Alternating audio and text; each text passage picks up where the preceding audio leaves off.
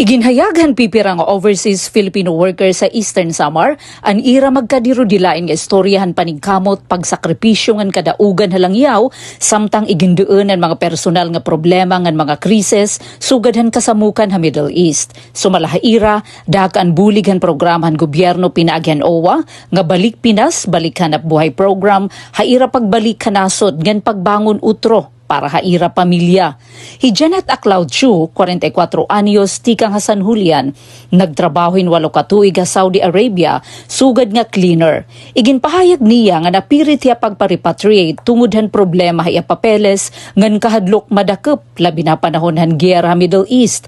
Pinaagyan bulighan gobyerno, nakabalik hiya Pilipinas ngan libre ang pamasahe. Tikang Manila nga Tacloban, lakip nan pagkaon ngan transportasyon pauli ha Borongan.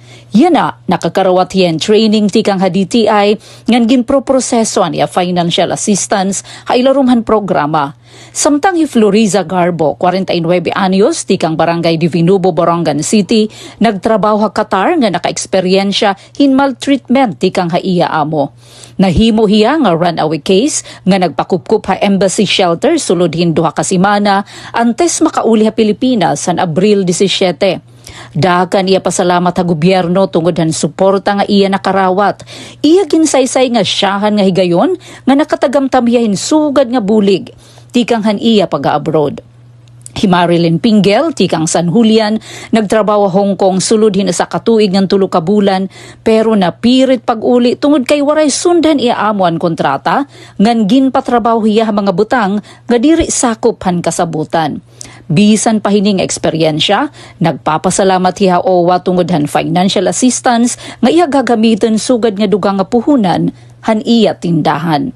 Dugang pa, Rosario Feniza, 76 anyos tikang Bantang Taft, nagserbisyo Hong Kong, sulod hin 38 katuig, hausala nga pamilya, nga iya ginsumat nga matinumanon ngan may gugmaon ha iya. Nakabiyahe ha iba-iba nga nasod, pinahagyan iya mga amo, ngan gintratar hiya sugad nga miyembrohan pamilya. Han Marso yan alang nga tuig, nagdesisyon hiya umuli ha Pilipinas, katapos mamatay ang iya ginbabantayan nga amo. Ginbuligan hiyan anak kaniya amo ha iya pamasahe, ngan gintagan pa yan pinansyal nga pahalipay. Iyan na, nag-aaplikar hiyahan livelihood assistance tikang ha OWA nga naka-attender na training ilarumhan balik Pinas, balik hanap buhay program, agud magamit ini sugad nga dugang nga puhunan para niya kinabuhi ha probinsya. Nagpapakita ang mga istorya hini nga mga OFW nga bisan daman iragin agian nga kakurian halangyaw, pinaagyan padayon nga suportan gobyerno, may adalagi hapon paglaom ngan bag-o nga tinikangan para haira pagbalik ha Pilipinas. Para ha bagong Pilipinas, Penelope Pumida, Radyo Pilipinas, Radyo Publiko, Borongan.